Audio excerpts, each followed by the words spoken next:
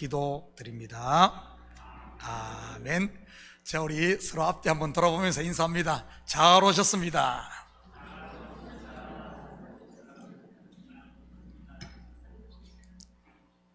잘 오셨습니다. 좋은 아침입니다. 한 송이 국화꽃을 피우기 위해 봄부터 서쪽새는 그렇게 울었나 보다. 한 송이의 국화꽃을 피우기 위해 천둥은 먹구름 속에서 또 그렇게 울었나 보다. 그립고 아쉬움에 가슴 조이던 먼 젊음의 뒤안길에서 이제는 돌아와 거울 앞에 선 내 누님같이 생긴 꽃이여, 노란 내 꽃잎이 피려고 간밤에 무서리가 저리 내리고 내게는 잠도 오지 않았나 보다. 마당 서정주 시인의 국화 옆에서란 시입니다. 한 송이 국화꽃을 통해 성숙해져 가는 우리네 인생을 노래한 것이지요. 저는 이 시를 보며 우리 신앙의 모습이 이와 같지 않나 생각해 봅니다. 봄의 새싹처럼 시작된 우리의 믿음의 발걸음이 광야와 같은 세상에서 온갖 산전수전을 다 겪으며 든든한 기둥으로 세워져 가는 것 말이지요. 먼저는 새싹을 틔우는 봄과도 같은 교회에서 사소한 소쩍새 소리 같은 말에 상처를 받기도 하고, 때로는 한여름의 먹구름 속에서 나는 천둥과 같은 시험으로 인해 분노와 원망으로 끙끙 앓기도 하고, 어떨 때는 서로 간의 오해로 인해 무서리가 내리듯 밤잠을 설치기도 하지요. 사실 이런 것 한번 겪지 않고 아마 이 자리에 있는 사람들은 없을 것입니다. 여기 있는 목사라고 예외겠습니까? 저의 가슴을 열면 어느 고성에게서나 나올 법한 사리의 수보다도 더 많은 상처의 흔적들이 하늘의 별처럼 빼곡할 것입니다. 어쩌면 그 상처들이 사도 바울이 갈라디아서에서 말한 예수의 흔적일 수도 있고요, 바로 십자가 앞에 날마다 엎드리고 죽는 십자가의 흔적 말이지. 한 사람의 성도가 떠날 때마다 목회자에게는 큰 아픔이 있습니다. 제가 워낙 표정 관리를 잘해서 여러분들이 알지 못할지는 모르지만 말이지요, 제가 욕심 많고 마음이 좁고 째째서가 아니라 정에 약해서 그렇다고는 할까요? 조금 더 고상한 언어를 쓰자면 마음을 주기 때문입니다. 사실 마음을 주지 않으면 상처받을 일도 없을 텐데 말이지. 그런데 목회란 것이 어찌 마음을 주지 않고 그 마음을 하나님께로 인도할 수 있겠습니까? 목사님, 저 밥 한 번 안 사줬잖아요 하실 분도 있을지 모르겠습니다. 밥 사드리는 것이 마음 주는 게 아니라 영혼의 양식인 말씀 속에 목사의 마음이 들어있는 것이지요. 물론 아무리 진수성찬을 차린들 먹지 않으면 그 말짱 그냥 도루묵이고요. 우리 예수님께서도 자신의 마음뿐만 아니라 모든 것을 저와 여러분에게 주었습니다. 잃었던 우리를 얻기 위해서 말이죠. 하늘에서 그냥 동아줄 하나 내려보내 이거 잡고 올라오라 그래도 될 텐데 그렇게 하지 않으셨지. 친히 이 땅에 육신의 몸을 입고 오셔서 십자가를 달리심으로 우리를 정결하고 처녀로 깨끗하게 하셔서 등에 업고 친히 올라가신 것입니다. 옛 어른들의 말에 작은 사냥꾼은 자기 몸을 숨겨서 짐승을 잡는다고 합니다.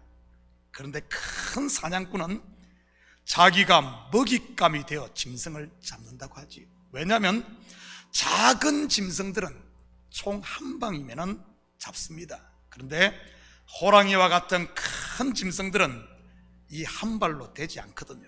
그러기에 자기의 사활을 걸지 않고서는 잡을 수가 없는 것이지. 한 발 쏘고 도망가다가는 호랑이 밥이 되기 딱 좋지 않겠습니까? 그러기에 도망가는 것은 아예 포기하고 한 자리에 딱 버티고 서서 호랑이가 공격해 올 때 몇 발을 쏘는 겁니다. 죽음을 각오하고 말이지요. 마치 큰 사냥꾼처럼 우리 주님께서도 저와 여러분을 그렇게 구원하신 것입니다. 자기 자신을 친히 죽음에 내어주심으로 말이지요. 예수님을 따른다는 목사가 마음을 주지 않고 어떻게 영혼들을 주께로 인도할 수 있겠습니까? 목회란 것이 바로 그런 것입니다. 여러분의 신앙의 성숙도 마찬가지지요. 한 송의 국화꽃이 봄, 여름, 이 여름을 견딘 후에야 피듯이 그리스도의 향기 가득한 신앙의 꽃도 마찬가지인 겁니다.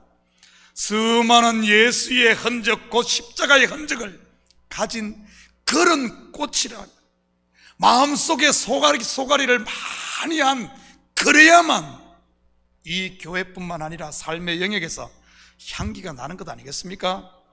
이러한 꽃을 피우기 위해서는 항상 우리가 말씀의 거울 앞에 자기를 세우고 기도의 거울 앞에 엎드리며, 그리고 하나님의 칠의 손이 있는 예배의 자리에 앉을 때 이런 꽃이 피는 줄 믿습니다. 그러면 예수의 흔적이 더 이상 상처가 아닌 은혜의 꽃이 되고 감사라는 향기가 나는 것이지요. 여러분의 영혼에 꽃향기가 아주 풍성하게 나기를 축복합니다. 우리는 지금 한 송이 국화꽃의 향기보다 더 진한 온 인류를 구원할 샤론의 꽃으로 오신 예수님의 죽음을 향한 걸음의 이 향기를 쫓아가고 있습니다. 먼저는 사랑하고 아끼는 자기의 제자인 가룟 유다에게 팔려야 했고, 수제자인 베드로에게 버림받아야 했지요. 바로 내 속에서 지금 일어나고 있는 일이라고 했습니다. 매일 믿었던 자기에게 실망하는 것 말이지. 여러분 가운데 자기 스스로를 대견스럽게 생각하고 만족하신 분 계신가요? 물론 그런 분 있을 수 있습니다. 공주과에 속한 이런 분들 말이지요. 착각 속에 산다고는 할까요? 그렇지만 그리스도를 따르는 제자라면 매일 배신당하고 있는 자신을 발견하게 될 게 틀림없습니다. 성령을 쫓아가려고 하면 이 육신의 생각이 내 발목을 잡고 나를 배신하고, 그렇다고 육신의 법을 쫓아가려고 하면 성령의 법이 나를 가만두지 않고 말이지요. 이것을 산상수훈에서는 박해받는다 이렇게 표현했습니다. 이 박해라는 말 자체가 원어의 뜻이 뭔가 하면 추격당한다 이런 말이지. 성도는 이래도 추격당하고 저래도 추격당하는, 그러면서 우리의 발걸음이 점점 하늘로 떠밀리며 사는 삶이 바로 성도의 삶인 것입니다. 마치 출애굽한 이스라엘이 수많은 고난을 광야에서 거치며 가나안으로 떠밀리듯이 말이지요. 그들이 가나안으로 갔습니까? 아닙니다. 하나님의 떠밀려 가는 겁니다. 우리의 인생이 그렇게 이 땅에서 떠밀려서 하늘로 가는 줄 믿습니다.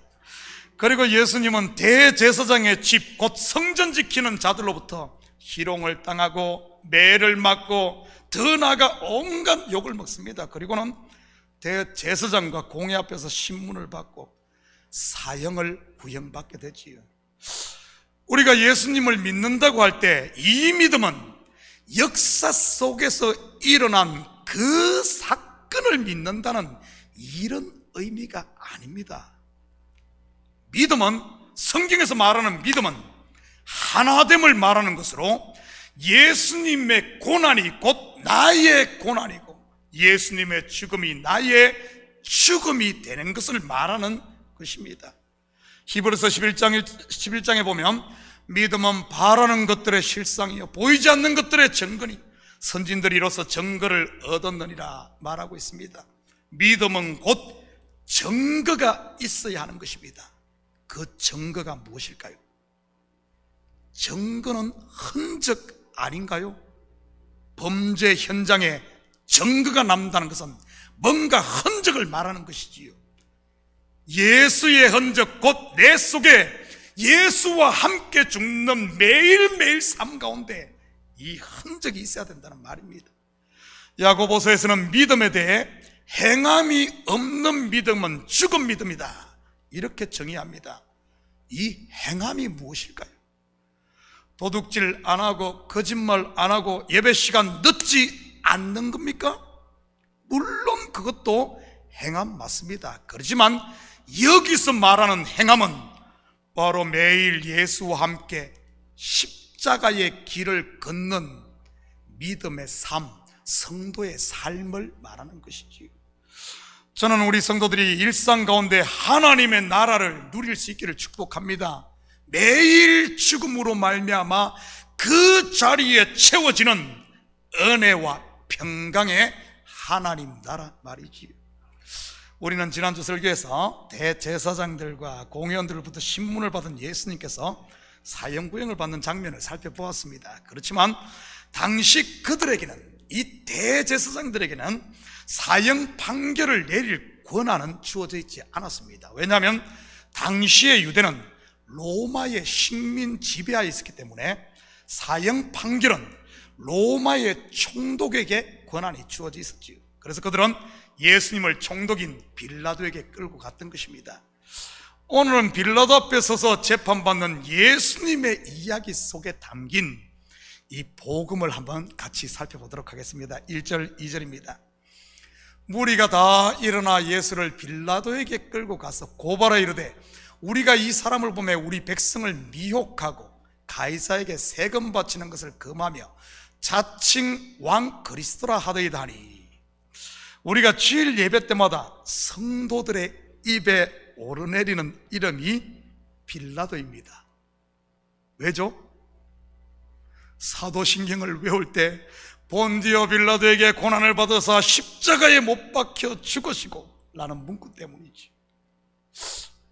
본디오 빌라도가 그렇게 나쁜 놈입니까? 물론 성경을 겉으로만 보면 죄를 졌지 못했음에도 자기의 정치적인 야욕을 위해 양심을 팔고 무죄한 자를 죽게 한 타락한 재판장으로 아주 못된 놈입니다. 재판장의 위치에 있으면서도 책임을 회피했으니 말이지요.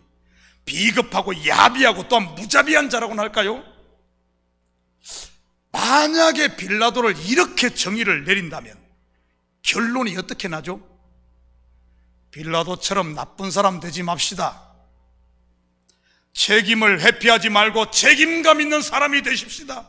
가정에서 남편은 남편의 책임을, 아내는 아내의 책임을 다합시다. 교회에서 장로는 장로의 책임, 목사는 목사의 책임, 그리고 성도는 성도의 책임을 다합시다. 성도의 책임이 뭐죠? 성도답게 사는 것, 헌금 열심히 하는 것, 전도 열심히 하는 것. 그렇다면 여러분은 책임을 다하고 있습니까? 마음에 확 찔리죠? 그것 못하면 본디오 빌라도 됩니다. 책임들 다하시기 바랍니다. 이렇게 말하면은 열심히들 좀 하려나? 주일헌금이 좀 올라가려나? 그렇다면 여러분은 책임을 다하고 있습니까? 우리 한번 봅시다. 혹시 제가 이런말 했다고 해서 또 시험 들어 교회를 떠날지도 모르겠군요. 여러분, 이건 못해도 본디오 빌라도 같은 나쁜 사람 안 되니까 교회 떠날 생각하지 마시기 바랍니다. 여러분, 아니면은 만약에 양심을 지킵시다. 빌라도처럼 자기의 양심을 팔지 말고요, 양심 한번 잘못 팔면 본디오 빌라도처럼 대대로 불명예를 남길 수 있습니다. 이런 말 하는 것일까요? 여러분, 성경이 과연 이 본문을 통해서 말하고자 하는 것이 과연 무엇일까요? 그냥 이런 이야기 하는 것일까요? 근데 우리가 대부분이 여기에 머물러 있어. 여기에 머물러 있어. 오늘은 조금 어렵더라도 눈 부릅뜨고 귀를 활짝 열고 머리가 조금 쥐가 날리고 하더라도 따라오시기 바랍니다. 복음을 드려야 돼요. 복음을. 먼저 빌라도라는 이름은 창을 든 자라는 뜻입니다. 성경에서 창을 든 자 하면 생각나는 인물 있습니까? 누굴까요? 창을 든 자, 골리앗과 사울입니다. 사울 왕. 먼저 골리앗을 한번 보십시다. 사무엘상 17장 7절입니다. 그 창자루는 배틀채 같고 창날은 철 600세겔이며 방패든 자가 앞서 행하더라. 성경에서 골리앗의 역할이 무엇입니까? 마치 혜성처럼 나타났지만 소년 다윗의 물맷돌 한 방에 쓰러져 사라져간 인물입니다. 그런데 그가 한 중요한 역할이 있지요. 바로 다윗을 하루아침에 이스라엘의 영웅으로 만든 것입니다. 베들레헴 시골의 양치기 다윗을 일약 국가적 히로로 세우는데 일조를 한 인물이지요. 요즘에도 그런 인물이 있죠. 인터넷만 열어도 신문지상을 매일매일 그 이름을 올리는 저 지구 반대쪽에 우크라이나 대통령. 저는 이 전쟁 나기 전에 그분이 대통령인지도 몰랐고 누군지도 몰랐습니다. 제가 아는 대통령은 딱 두 사람, 한국 대통령과 미국 대통령. 북한의 그 최고 지도자다. 그런데 지금 세계적인 아주 영웅 중의 영웅, 이순신 장군 저리 가라 할 정도로 지금 전 세계적으로 들어간 첼렌스키라 그러나요? 골리앗으로 인해 다윗이 이스라엘 온 나라의 히로가 됩니다. 아유, 골리앗 없었으면 다윗 어떡할 뻔했습니까? 사무엘상 22장 6절입니다. 사울이 다윗과 그와 함께 있는 사람들이 나타났다함을 들으니라. 그때 사울이 기부한 높은 곳에서 손에 단창을 들고 에셀나무 아래에 앉았고 모든 신하들은 그의 곁에 섰더라. 사울의 손에는 언제나 창이 들려 있었습니다. 전쟁터에서뿐만 아니라 심지어 왕궁에서도 그의 손에는 창이 들려 있었지요. 다윗이 왕궁의 사울 왕 앞에서 수금을 탈 때도 그의 손에 있는 창을 던져 다윗을 죽이려고 하지 않았습니까? 그렇다면 창을 든 사울의 역할은 또한 무엇입니까? 그가 다윗을 죽이려고 하면 할수록 점점 다윗의 무죄가 드러납니다. 뿐만 아니라 사울이 다윗을 추격하면 할수록 다윗은 점점 그의 믿음이 정금과 같이 되어져서 이스라엘 왕으로 떠밀리게 되지요. 떠밀리게. 결국 사울 왕 또한 창을 든 자로서 다윗의 무죄를 드러내는 역할을 합니다. 그렇다면 창을 든 자라는 이름을 가진 빌라도의 역할은 무엇일까요? 최종 판결을 하는 자리에 앉은 빌라도에게 대제사장들과 무리들이 고소를 합니다. 제목이 뭐죠? 예수님의 제목이 뭐였습니까? 백성을 미혹하고 황제에게 세금 바치는 것을 금하고 자칭 그리스도라고 한다는 것이지요. 먼저 백성을 미혹했다고 하는데, 미혹으로 번역된 이 헬라 원어는 디아스트레폰다. 이것은 반대로 가르치다, 뒤집다는 뜻입니다. 그렇다면 예수님께서 백성을 미혹했을까요? 아니면 미혹을 하지 않았을까요? 예수님이 백성들을 미혹했다. 손들어 보십시오. 1번 손들어 보십시오. 아이고, 예수님이 어떻게 백성들을 미혹 안 했다. 2번 손들어 보십시오. 예, 이것도 저것도 아니다. 3번입니다. 손 안 들으셔도 됩니다.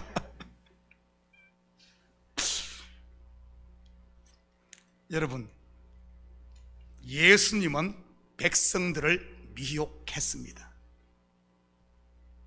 미혹했어요.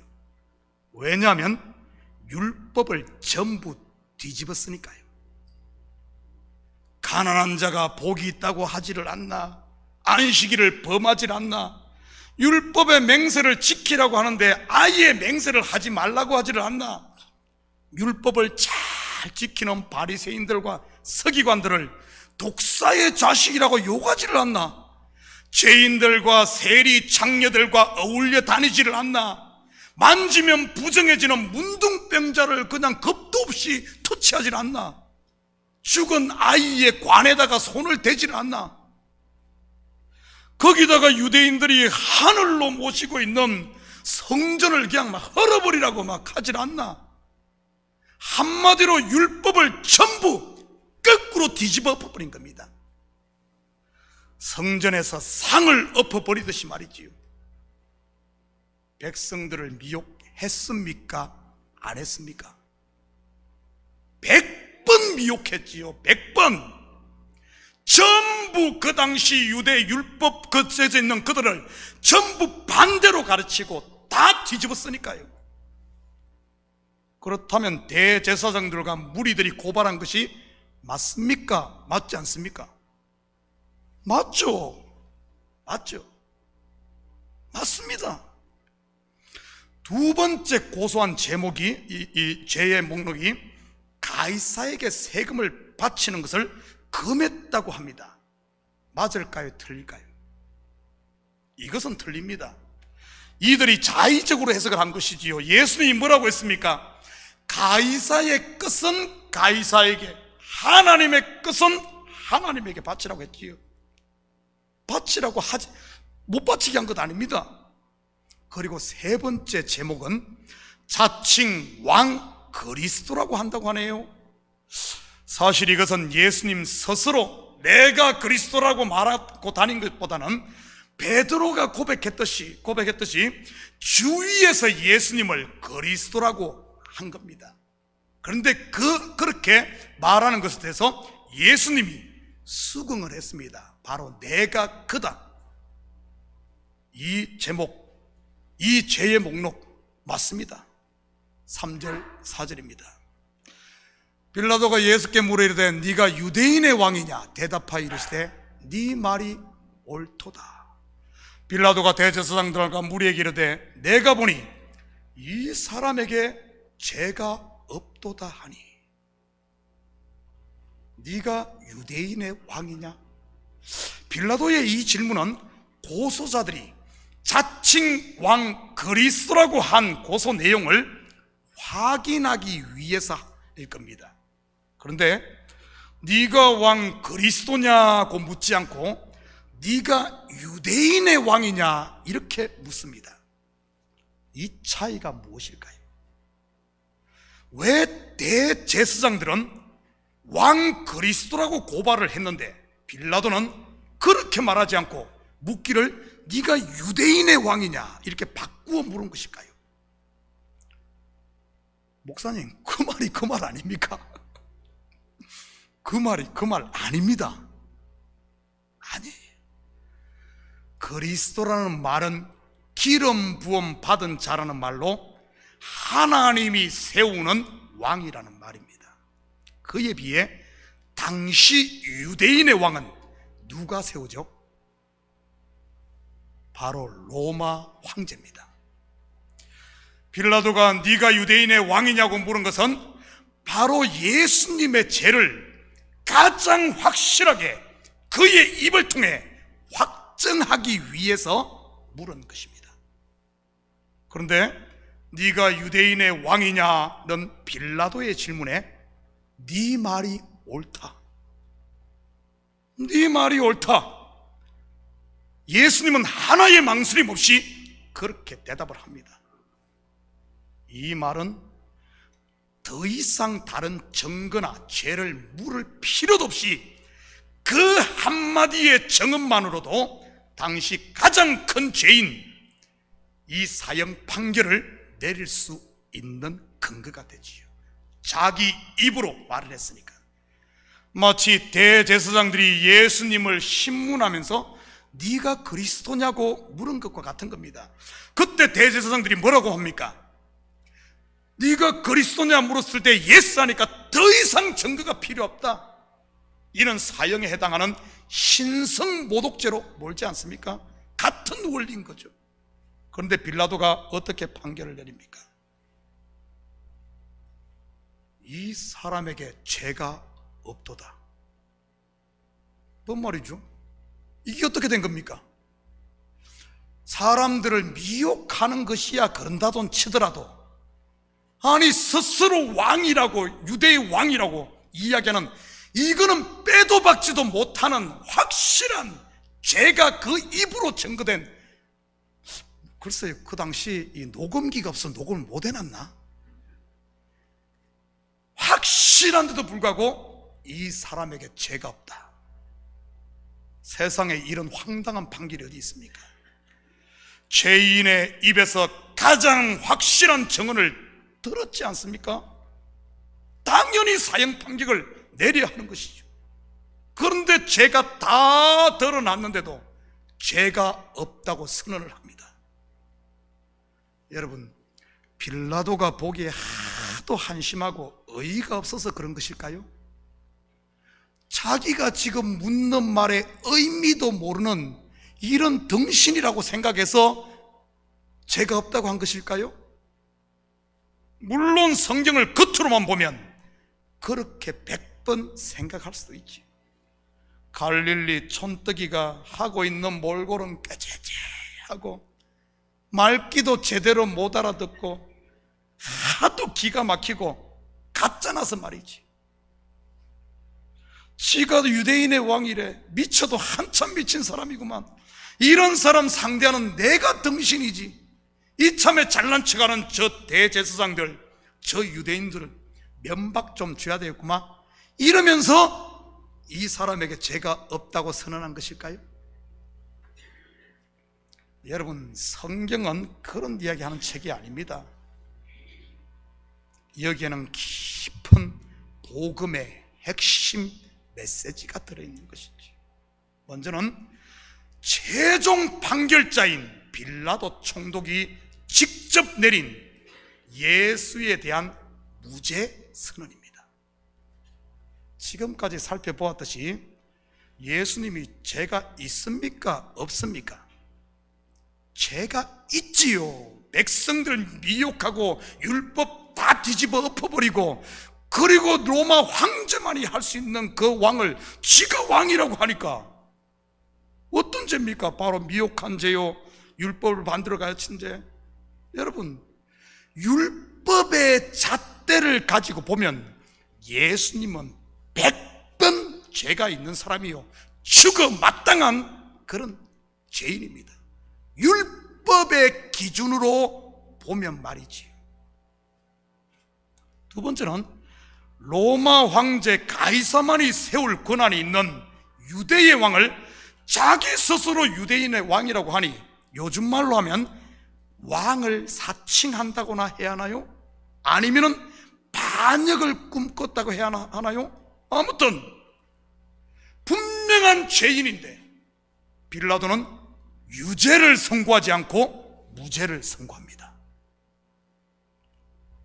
여러분, 죄의 유무를 떠나 최종 판결자가 무죄를 선고해버리면 그 사람의 죄가 성립이 됩니까? 안 됩니까? 죄가 성립되지 않습니다.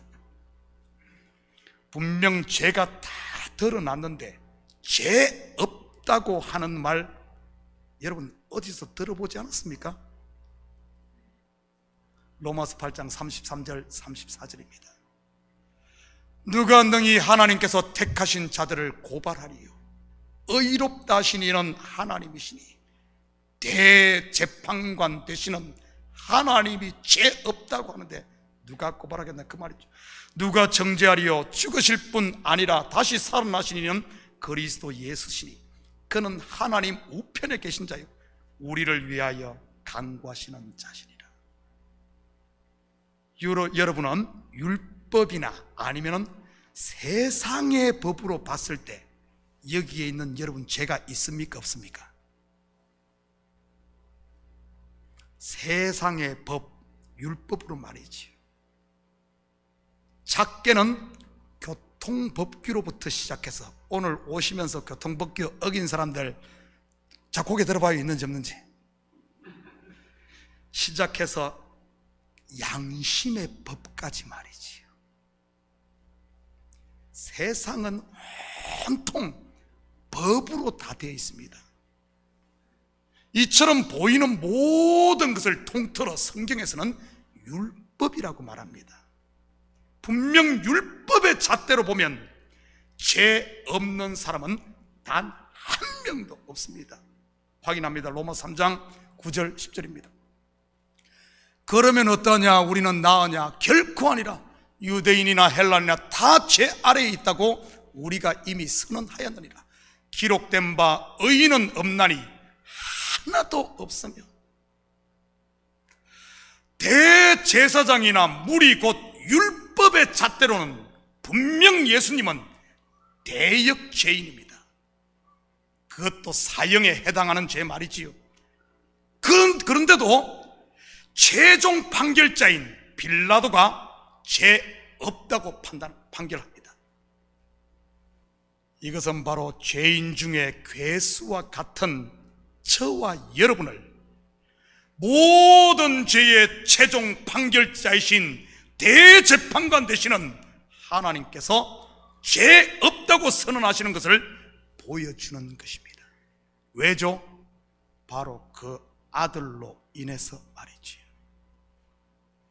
본문은 빌라도를 통해 복음의 이 비밀을 설명하고 있는 겁니다. 죄가 드러났는데 죄 없다고 선언함으로 말이죠. 이것은 지금도 내 속에서 매일 일어나고 있는 일입니다. 내 속에 남아있는 대제사장과 무리들은 끊임없이 나를 죄인이라고 고소를 합니다. 지난주 공부했듯이 대제사장은 율법의 우두머리를, 그리고 무리 또한, 무리는 많다는 뜻으로 장자 곧 율법을 말하는 것 아닙니까? 율법 아래 종로로 타는 육신의 생각은 나를 끊임없이 죄인으로 정죄한다는 말입니다. 끊임없이. 그리고 나를 정죄할 뿐만 아니라 내가 만나는 모든 사람에게도 계속 정죄를 합니다. 너는 11조를 안 해서 죄인이고, 너는 예배에 늦어서 죄인이고, 너는 예배 시간에 졸아서 죄인이고, 누구는 담배 피고 술 마셔서 죄인이고. 율법의 잣대로 보면 분명 우리는 죄인 맞습니다. 그런데 대재판장이신 하나님은 그리스도 안에 있는 저와 여러분을 향해 세상 천하가 다 죄인이라 그러고, 세상 천하가 다 죽여야 된다 그러고, 나를 고소한다 할지라도 대재판장이신 하나님은 죄가 없다. 할렐루야. 이럴 땐 좀 아멘 좀 해요. 할렐루야. 대재판장이 죄 없다는 거예요. 대재판장이 바로 그 상태를. 그렇다면 여러분은 죄인입니까? 아니면은 죄 없는 의인입니까? 여러분이 하나님의 말씀 안에, 은혜 아래 있으면은 여러분은 천하가 다 죄인이라 그래도 여러분은 의인입니다.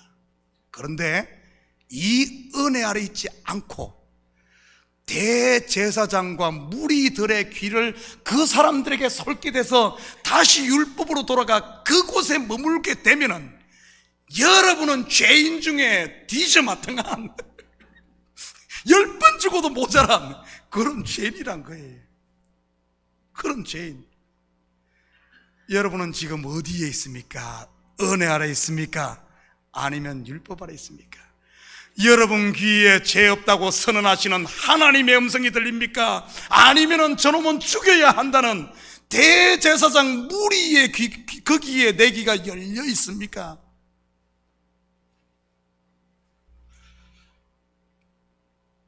여러분, 과연 정죄하고 고소하는, 우리가 만약에 율법 아래에 머물면서 나는 죄인이야 맨날 그 소리만 듣고 남을 정죄하고 있다면, 과연 정죄하고 고소하는 그 마음에 은혜와 평강의 하나님 나라가 있을 수 있을까요? 그게 바로 지옥인 것이지. 두 번째 오늘 본문 속에 담긴 복음의 핵심 메시지는 죄가 없다고 분명 선고를 했는데 죄 없음을 최종 재판관이신 빌라도가 선고를 했는데 예수님을 십자가에 못 박혀 죽습니다. 죽이는 거죠. 이것이 빌라도의 책임 회피 때문일까요? 자기의 권력을 지키기 위한 정치적 야욕 때문에 예수님을 희생양으로 쓴 것 말이지. 물론 겉으로만 보면 그렇게 보입니다. 그런데 성경은 이러한 이야기 속에 진리를 담고 있다는 것 아십니까? 죄가 없는 분이 죽임 당해야 하는 복음의 비밀 말이지. 죄가 없는 분이 분명히 죄 없다고 선언됐잖아요. 그런데 죽임 당하는, 그렇다면 이 죽음은 누구를 위한 죽음이겠습니까? 자기의 죄값입니까? 아니진 않습니까? 죄 없다고 선언되었는데. 그렇다면 이 죽음은 누구를 위한 것일까요? 바로 저와 여러분을 위한 대속의 죽음인 것이지. 구약의 제사가 바로 이것을 예표하고 있었던 것 아닙니까? 흠없는 어린 양이 죽임당하는 것 말이지. 그런데 여기에는 좀 더 심오한 신학이 들어있습니다. 분명 율법에서 죽음은 죄의 결과로 주어진 것입니다. 죽음은 죄의 결과입니다. 그런데 죄가 없는데 죽는다는 의미는 무엇일까요? 이것이 바로 율법을 뛰어넘는 새로운 법, 곧 은혜의 법이 왔음을 말하는 겁니다. 이것을 예표했던 것이 안식년이요 희년이었던 것이지요. 분명 내가 팔려간데 그냥 해방시켜주는 것, 안식년 아닙니까? 율법이 은혜로 덮여지고 사망이 생명에 삼키며 저주가 복이 되는 하나님의 나라의 법 말이지.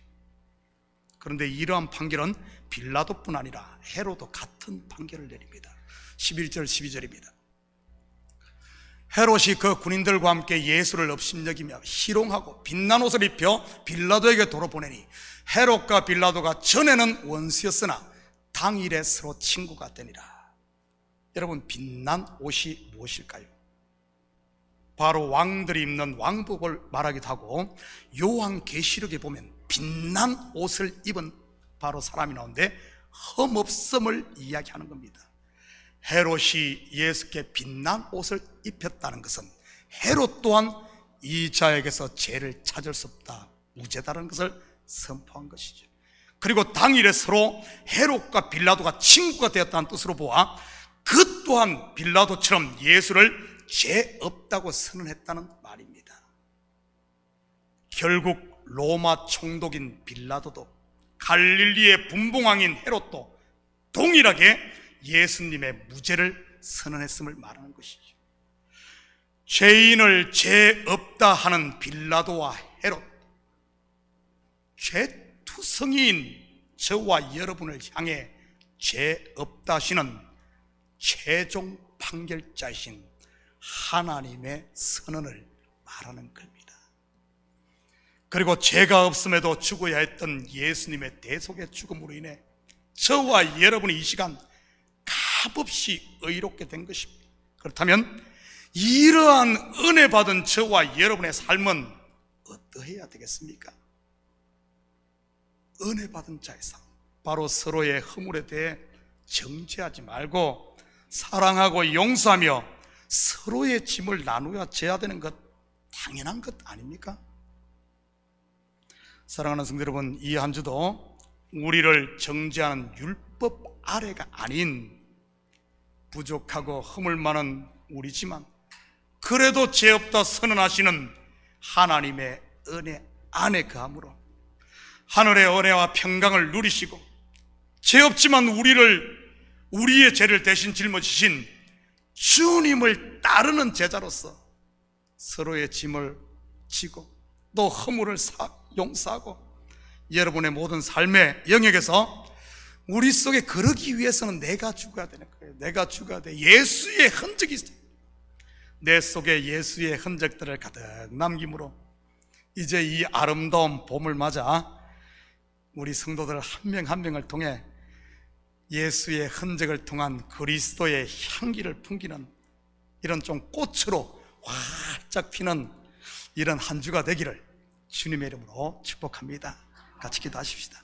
사랑의 아버지 하나님, 참으로 감사드립니다. 맞습니다. 아버지 하나님, 참으로 죄 많고 허물 많은 우리를 그 아들로 인해 죄 없다 칭해 주시고 하늘 아버지를 아바 아버지라 부를 수 있는 이런 특권을 주신 하나님, 참으로 감사드립니다. 은혜 아래 있으면 이 기쁨을 누릴 텐데 우리 속에는 또 다른 육신의 생각이 자꾸 우리를 고소하는 자리, 정죄하는 자리로 불러가 우리를 넘어뜨리려고 합니다. 하나님, 더 이상 옛날로 돌아가지 않게 하시고 온전히 성령의 소리에 귀 기울음으로 말미암아 이 험악하고 참으로 아버지 흉흉한 세상 가운데서도 하늘 평강 누리며 그리스도의 향기를 세상 가운데 전하며 사는 우리 식구들 되게 도와주시옵소서. 감사드리며 예수님의 이름으로 기도드립니다. 아멘. 자, 머리 진하신 분들은 밑에 가서 밥을 2그릇 드시면은 지가 싹 굴릴 겁니다. 식사들 하고 가시고요. 또 떡도 좀 많이 드시면은 진한 거 금방 한 2번 움직이면 없어지니까요. 이해가 안 되시면은 유튜브 방송에 있으니까 한 번 더 봐요. 그냥 보지 말고. 아마 제가 설교를 하면서도 어렵겠다 싶은데 어려울 겁니다. 그렇지만은 이게 복음입니다. 이 소리들은 우리 다 같이 일어납니다.